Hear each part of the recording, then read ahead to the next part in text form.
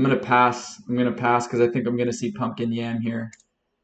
Double pumpkin. Let's go. That felt good. What's going on, Axie fam? Elijah here, back with another video, and today I'm going to be discussing some of the most important elements of this game that often get overlooked or that people just don't even understand yet. The title of this video is How to Become an Axie Infinity Pro, and some of you may be wondering what that means. In my opinion, it means striving to be one of the best in the game, which includes being in contention for the AXS season rewards that happen just about every month. If we look at season 17, I placed 4th this season, which I'm stoked about. This was my highest finish so far. So I just want to highlight here that for 4th, I got 250 Axis, not 250,000. This is broken down a little bit differently. It was 250, which is about $1,000 USD with AXS sitting at $4. You know, if this was a month or so ago, this would be $2,000 because before this correction, we were at $10. So if you're thinking about what 250 Axis could be worth in like 3 years and you're bullish on this game, I mean, you could potentially be earning an absurd amount of money. Like, I think we see a $200 Axis at some point. I can't say when, but I do think that the market cap where it is now has that kind of growth potential. If just for the fun of exploring that idea, we take 250 Axis times $200, that's $50,000, which is absolutely absurd. Now, this is not financial advice. This isn't me telling you to quit your job and just try to earn Axis. This is just one super bullish, passionate Axie Infinity player sharing with you what I can about the game and hoping that you can reach whatever Axie Infinity goals you might have. Be that as it may, it was $1,000 this time. And honestly, a big motivating factor for me making this video is I do a lot of coaching, and sometimes that's with scholars. They're brand new to the game. And there's some things that I'm constantly saying to them, and every time there's new ones coming in, I have to reiterate some basic concepts. So this is really a beginner video on how you can take your game to the next level and get these fundamentals down. And these are fundamentals that every pro Axie player is constantly thinking about when they're playing a game. So for you to get a handle on this, if you're a scholar, it means making more SLP. If you want to make content, right, you want to go the professional route that way, or just have a higher leadership position within your scholarship, you need to understand these things so that you can take your game and your credibility to the next level, right? You want to be leading people, inspiring people, and even if you just want to have more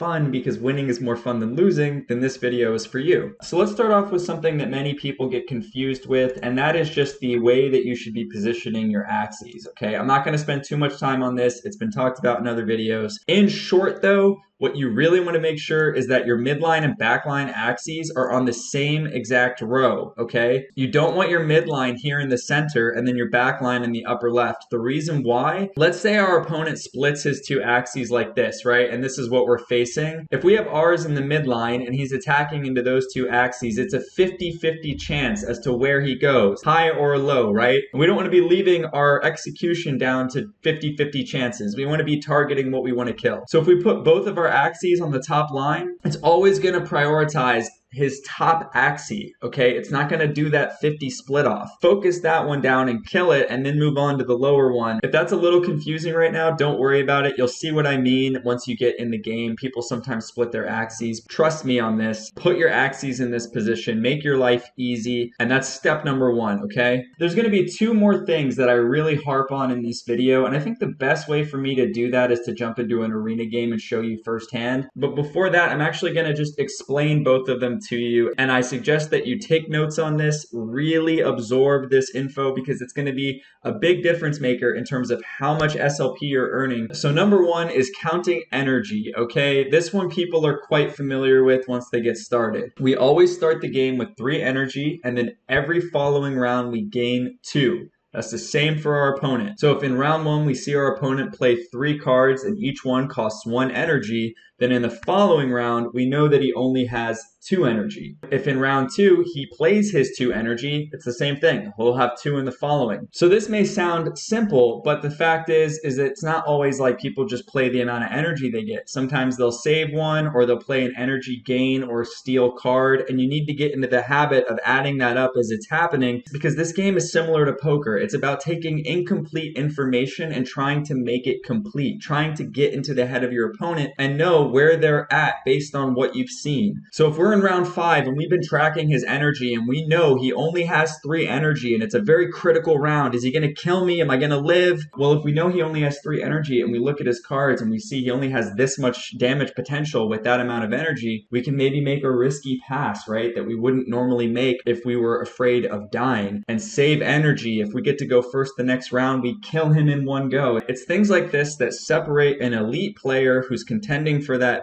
big prize money and someone who stays stuck at a low MMR. So we'll get to see some of this in the games I play today. And the second critical piece of information that I think is really not understood by most players, even people who have some experience in the game, is counting cards. This is always one of the biggest revelations when I explain it to somebody, but essentially no Axie is ever going to draw more than 2 of the same card until every one of their Axies has drawn 2 of every card that they can. In other words, if you see your opponent play Sirius twice in round 1, that means he won't draw another one until each of his other Axies has drawn 2 of every single card that they have. Basically, you have to draw your entire deck before you redraw a third of a particular card. Now, this normally happens around round 6. Sometimes it's round 5. We don't have it exactly dialed in. It depends on when Axies die off, right? When your tank dies and how card draws work. But by round 6, that's the round where you know,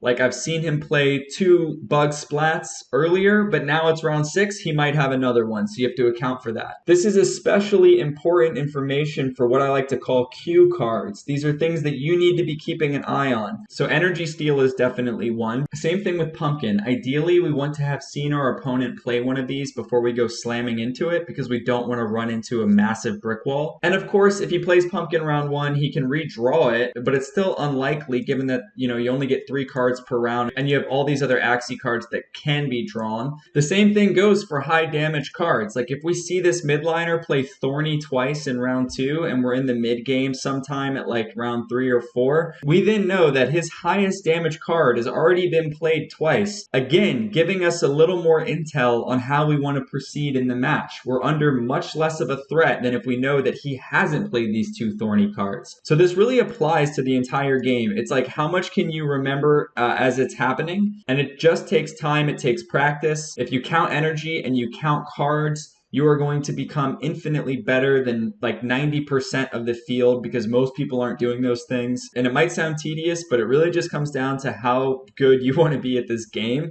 And if you work on these small disciplinary things, you're really going to improve quickly.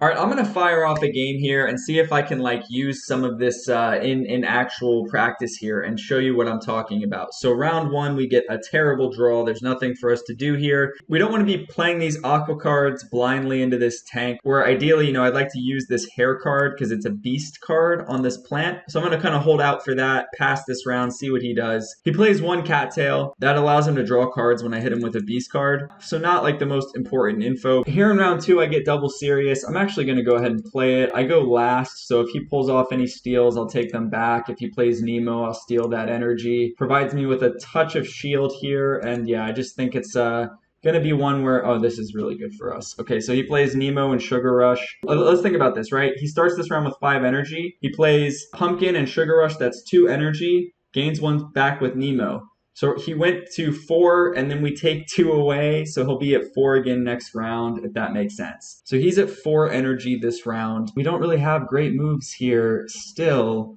I'm actually going to play Hot Butt here. I think he still might not go charging into me. No, he is going to attack, but that's okay.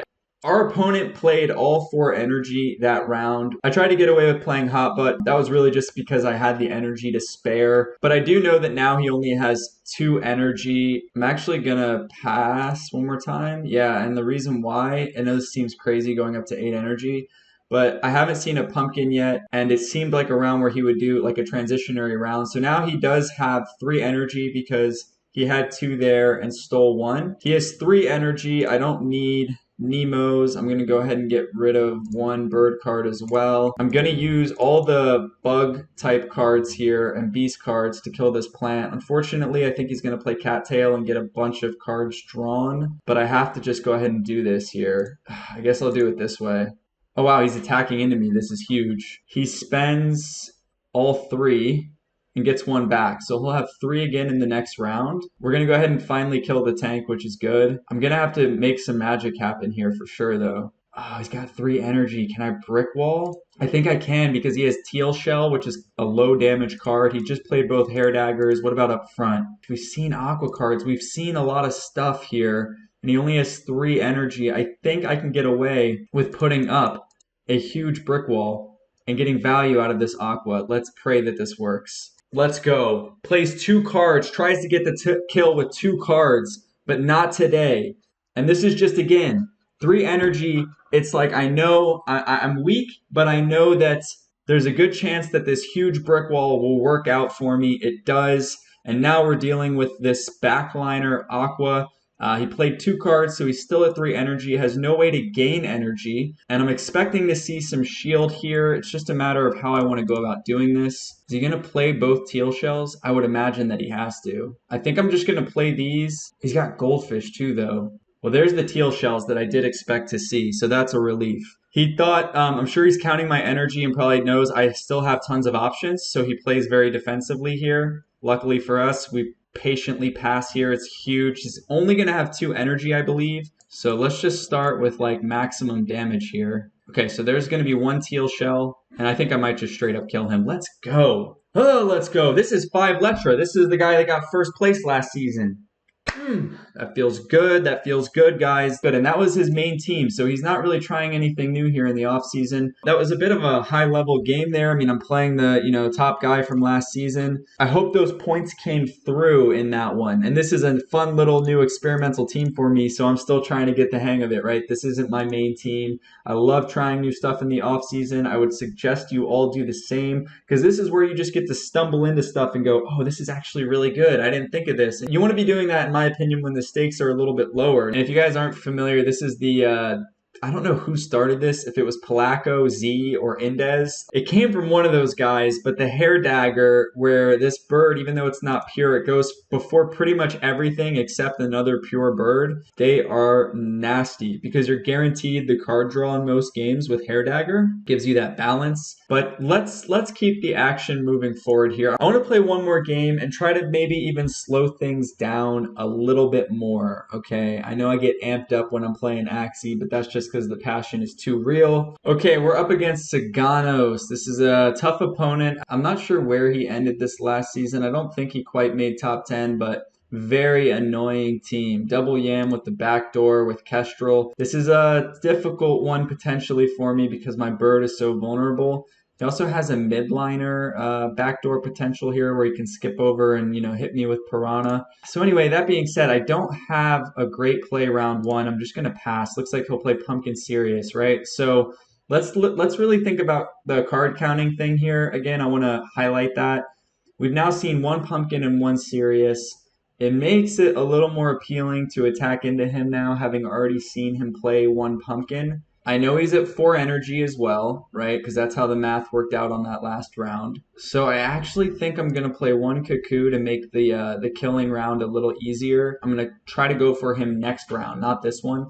It'll also give me a little defense if he tries to backdoor me here. It's a new team, so I don't know exactly how much shield I need to be putting up to survive what combos he can throw at me. But I think it'll help to have some. So I'm just going to do this round. Okay, so 2 more plant cards are coming from him. And it looks like it's going to be a heal. That's nice that we didn't throw a bunch of damage into him here.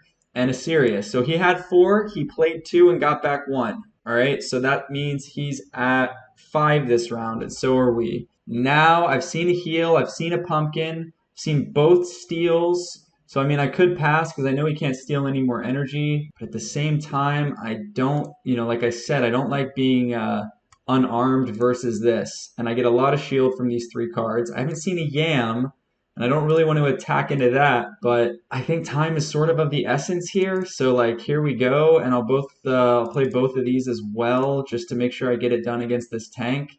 Using all of my, there's the Yam. That's definitely slightly unfortunate. It looks like I'm even going to overkill. Not by too much, though. Maybe by 1 card I would have overkilled. I'm not sure how the math would have worked there. But, oh no, the backdoor with Kestrel. Okay, I think we live, though. We definitely do live through that with the shield we put up. If we didn't have the shield, I think would have been much closer. Okay, now I'm in an interesting position. So he played 3 reptile cards and the 1 yam, and he had 5 energy, so he should be at 3 energy this round. I gotta get value from my tank here, like absolutely. I'm gonna go hot butt and cactus. He's going to try to backdoor me? Okay, fine, go for that. So he plays all 3 of his energy here. I'm going to turn off his mouth card so he won't be able to play the other piranha next round. He's only going to have 2 energy. It's going to be a close game, guys, let me tell you that. Okay, I'm actually going to use more bird cards before he dies, and I think that, let's see, he's got 2 energy. It seems likely he does something like just play a pumpkin and another yam this round. It's either that or he like kills my bird, but I don't think he will. He's just going to use the yam to kill that. I'm going to pass because I think I'm going to see pumpkin yam here. Double pumpkin. Let's go. That felt good. I know it was risky, but it's like he's trying to tick me down on poison. He's not going to backdoor a bird that is 30 HP. It's going to die soon enough is what he's thinking. And now, let's see, what do I do? What do I get rid of? I need to hold all these aqua cards for the end game. Probably don't need any pumpkins. He only has 2 energy here. I can get off a few more bird attacks. I think I do that. I think I use my bird to get the kill and make sure I don't tick out. Like, I think I just have to do it this way. That's going to be a dead aqua for sure. All right, so our bird's going to go down, which is a little unfortunate. Oh, but luckily, this is going to disable Chomp for him this round, so he's not going to be able to stun my aqua. As long as he can't stun it, I should be good. Plus, he only has 2 energy, so he's probably going to play Shrimp and Kestrel on my midline aqua here. As long as I live through it this round, I should be good. And if I die even, I think I can win with just my plant. But I don't think I'm going to die. This is going to be like Shrimp, Kestrel, and 2 vines, I think. Even if he did kill my aqua, look at this tank. Like, I can slap all of this damage on him. Oh, he goes through the front. That's too much. It's going to be too much for him next round. I'm going to bring too much heat. It's going to be all these aqua cards. I even have a bug card to balance out my aqua. I'm going to play 1 hot butt up front for extra measure just because. And that's GG right there, boys and girls. Whew, those were 2 really satisfying games to be able to turn on the camera for and play and hopefully highlight some of these concepts I've been talking about. You know, it's the off season, so rank doesn't really matter too much right now, but for fun, where does that put us? Number 3? All right, we'll take it. Guys, I don't know if you saw, but on my tweet, recent tweet, I'm going to really aim for number 1 next season. So I really wanted top 5 this season, which I achieved. But I think it's time to go for the gold and go for the glory. And I'm going to need all your support going into the next season. I'm going to be training my butt off. On that last day is when you start to think, maybe I'll just stop playing, which I do. I calculate the rewards and, you know, what my goal was. I don't play if I'm way ahead because, you know, anything can happen in Axie Infinity. Even if you play well, things can just not go your way on a certain day. And that's just something you have to be okay with. So sometimes risking it, you know, is not the most strategic thing to do when you're on this hunt for a high finish. But I think next season it's first place or bust. And that just means if I have to play all day on the last day to get first, I'll do it. If I drop out of top 10 somehow and go on a bad run, I'll live with it. I'll live with not a top 10 finish because I just need to lay it all out on the line. And I believe I can do it with you, with the CTG fam in my corner. We can make this happen. And I want to just thank you guys for watching this video. Thanks for all the support. And thanks for the kind likes and retweets and love from my tweet around this last season's finish. If you're not already following me, follow me on Twitter. It's @ElijahCTG. Of course, hit subscribe to this channel. I cover everything Axie Infinity related. Axie is my life right now. I mean, this is what I do. And I think that's going to be it, guys. Count cards, count energy. You will become so much better at this game if you do those things. Leave a comment. Let me know if you have any questions. And let me know what you guys want to see next. And I'll see you in the next video. Peace.